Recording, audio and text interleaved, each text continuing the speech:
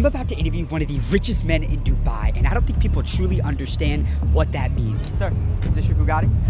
How did you get a Bugatti? I'm one of the biggest real estate developers in the world. What was the most amount of money that you've made in a single year? A lot. Give me a range. Off the top of my head, I would say almost $5 billion. $5 billion. Yeah. This is Dubai, a city where billion-dollar deals are made over coffee, where entire skylines are built by a single man's vision, and where wealth operates on a completely different level. I just flew 16 hours across the world to be here for this moment. Today, I'm meeting up with Mohammed bin Gadi, one of the biggest real estate developers in the entire world, the man behind some of the most iconic towers on the planet, to find out how he built a real estate empire in one of the most competitive cities on earth. I'm gonna be going inside the mind of a billionaire to figure out what it really takes to build generational wealth at the highest level. So with that being said, it's time to go meet Mohammed bin Gadi.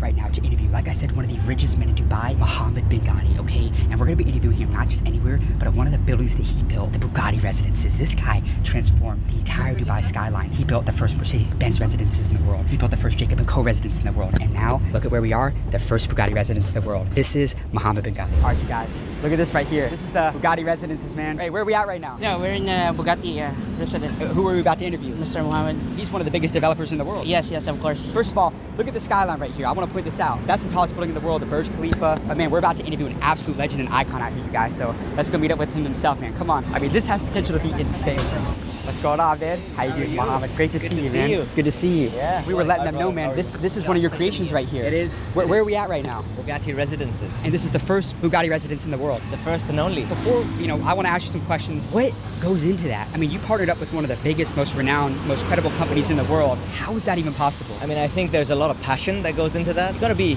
obsessed with everything you do, wake up every day obsessed with your goals, obsessed with what you want to achieve in life, and literally grind. Growing up, did you think that this was possible?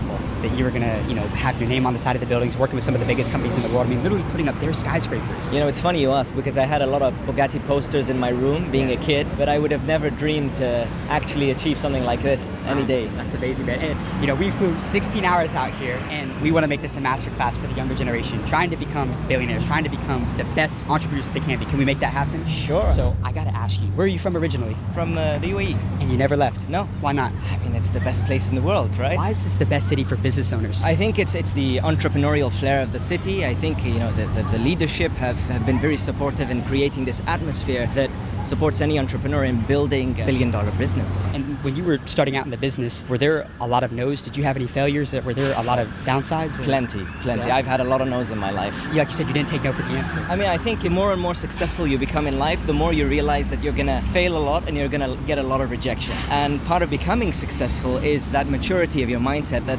understanding that you're not always gonna get the answer you want, and then you've got to navigate towards the answer you want. Why was real estate your vehicle? Because you could have been in any business. Why do you like real estate as your vehicle to wealth creation and business building? Well, I mean, real estate is ultimately what any wealthy person ends up doing in the end, I believe. Everyone who makes a lot of money ends up buying real estate. Why is that? Why do the wealthiest, the most successful people in the world, why do they all invest in real estate? I mean, I think as an asset, it's very solid. You can touch it, you can feel it, see it, smell it, and I think it's the least volatile. So in terms of risk management, it's always a safe investment. So I think it's the most versatile asset class, or one of the most out there. Did you ever diversify? I did, but then I learned a very tough lesson that diversification doesn't always mean to venture into another sector. You can always do it in one sector. And that's the vertical integration. Absolutely.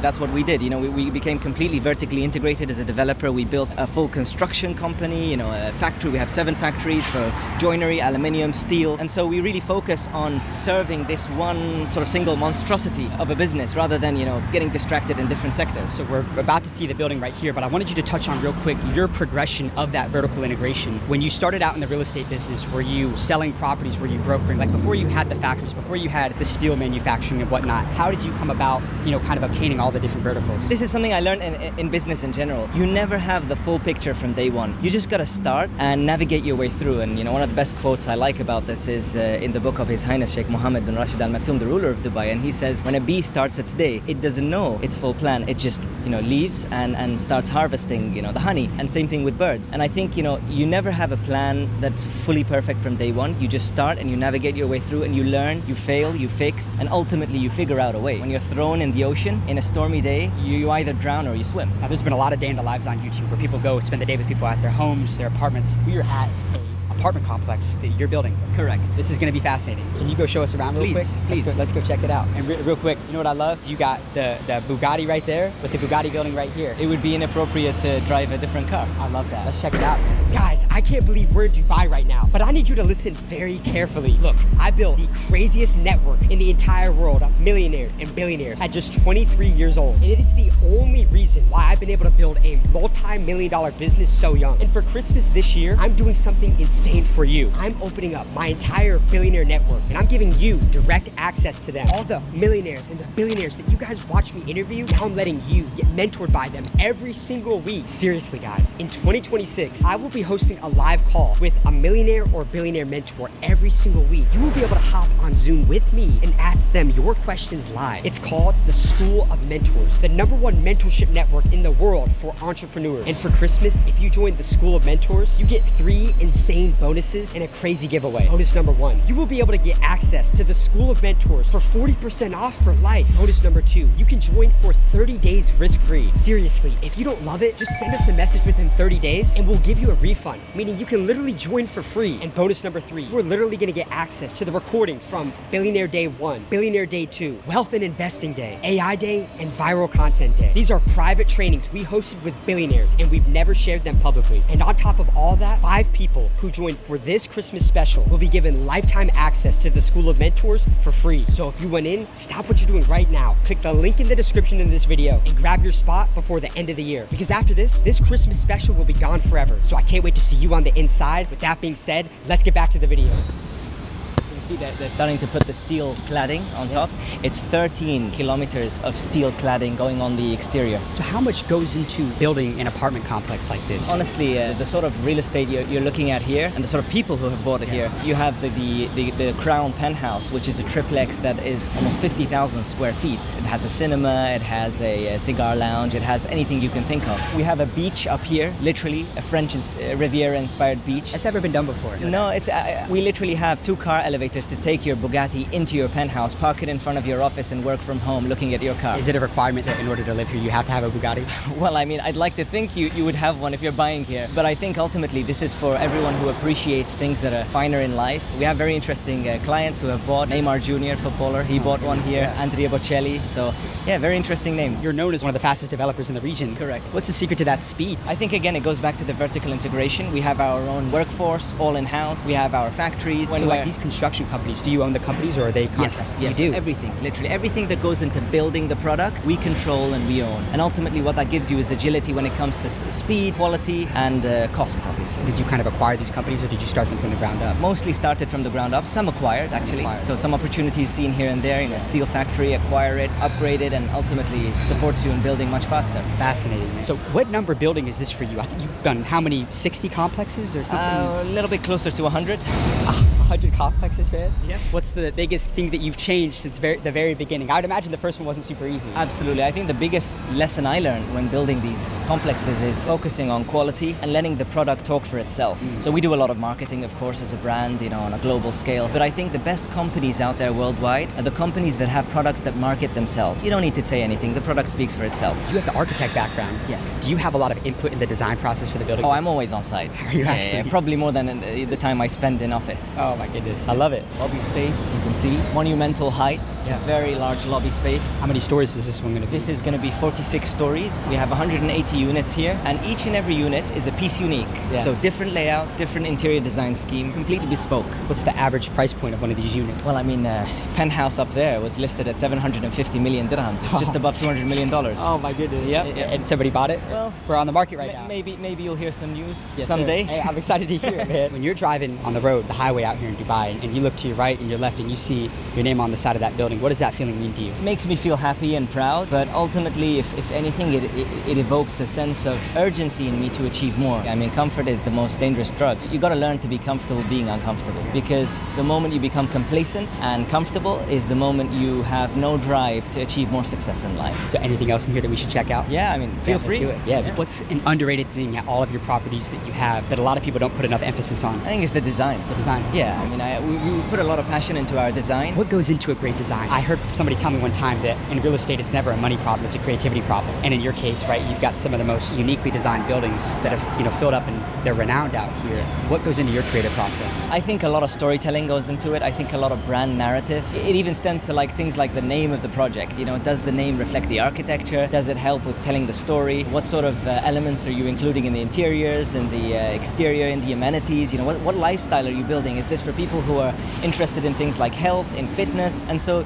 you build this whole narrative targeting a specific audience that you like to enjoy this product and see the value. That's what good design is about. Another thing I wanted to ask you was about people. What do you look for in people when you're building a business? One of my favorite quotes, I think, was by the CEO of Blackstone. He said, every organization has 6 out of 10s, 7 out of 10s, 8 out of 10s. And then he's like, if you want to build something truly great, you got to focus on having 9s out of 10s and 10s out of 10s only. A players. Absolutely. And he said the difference between an 8 out of 10 and a 10 out of 10 is huge. What is that difference that you see most of the time that separates an 8 from a 10? If I have to tell them what to do, they're not in the right place. Hear that one? Say that again. If I have to tell someone what to do or how to do their job, they're not in the right place. So let's talk about this real quick. Our company has up to about 50 or so employees now. We're doing $1 million a month right now. Come on, man, let's go. I'm trying to get like you. Amazing. But one of the biggest things that we see in the most talented people, even within our organization, is they're self-starters. They go out and get it themselves. The 8, they may be good at the task. Oh yeah. But they got to think of new things to do, We have a saying in Arabic. We say once the chick is born from the egg, it knows how to walk. Or once the duckling is born, it knows how to swim. So a person who is good at what they do should know what to do without you telling them what to do. And they should be way better than you as their boss to show you how something should be done. A lot of people talk about micromanagement and how it's bad and everything. I don't believe in micromanagement. I believe in passion management. So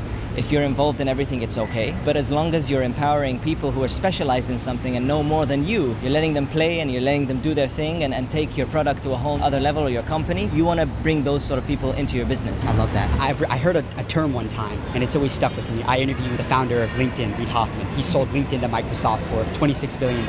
And I asked him, Reid, if you had to start from zero and you had 1 year to make $1 billion and your life depended on it, what would you do? And he stopped me. He goes, I never play a 1-year game. I only play a 10-year game. What is your mindset and long-term vision and thought process like for your company and what you're building today? What are you thinking? It's definitely long-term. For me, there's no set term. It's like till the day I die. And it's just part of your lifestyle. You get used to it. It's almost like if you're an athlete and you're working out. You don't think, I'm going to work out for 10 years in my life and then I'm going to stop because my body is good now. It's just part of your lifestyle and it becomes part of your daily routine, your grind every day. And once you approach work like that, you build consistency. And I think in my mind, consistency is the most important ingredient towards success. There are a lot of smart people out there who haven't made it and a lot of less smart people who are more consistent who have made it. So I think consistency plays a big role in being That's why successful. they say that C students, they run the world. Absolutely. But yeah, I think it's about, being able to fail, fall, and then get up every time and just continue like nothing happened. And I think successful people are like that. At 31, if you lost everything tomorrow, could you make it back? Absolutely. What would you do? Just start again. And, all the lessons I learned. Do you think because once it's in you,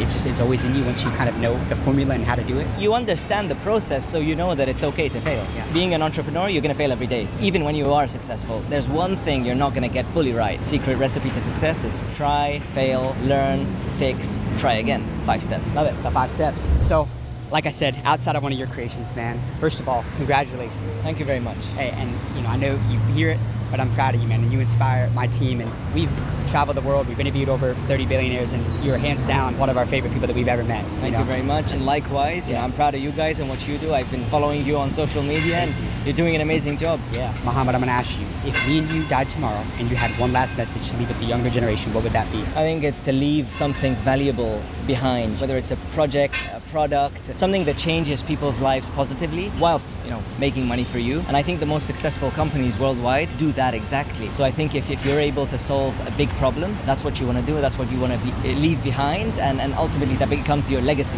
When I last interviewed you, I learned that one of your secrets to success was your belief and your faith in God. You said that you've seen miracles happen in your life. Yes. How do you rely on your faith when times get tough? There has to be a master architect that designed all of this, sun and the moon and everything. think. And us, man. And you, us, you know? humans, with 2 cameras in our face and a microphone. But ultimately, I think back to miracles. I asked for miracles in my life, and I think it's when you're so hopeless and you reach that point where you know you've done everything you could have done, but you're still failing. And then ultimately, one of those follow-ups that you thought would never end up being a deal or a successful milestone suddenly becomes a breakthrough. And you had asked for that in a prayer. So that makes you believe that miracles exist and ultimately God exists. I love that. Thank you so much for your time, Mohammed. We really appreciate My you, man. pleasure. It's My great to pleasure. see you again Likewise. out here in Dubai, man. And Always it means- welcome. Yeah, it means a lot to us. Really Thank appreciate you. it. Guys, we just wrapped up with one of the richest men in Dubai, Mohammed bin Gadi. We got to see the Bugatti residences before it comes this right here. Look, next year, we may have to do another video, run it back, but like, subscribe for amazing content every week. Guys, I'm bringing you guys the billionaires from every part of the world here on this channel, man. Go down,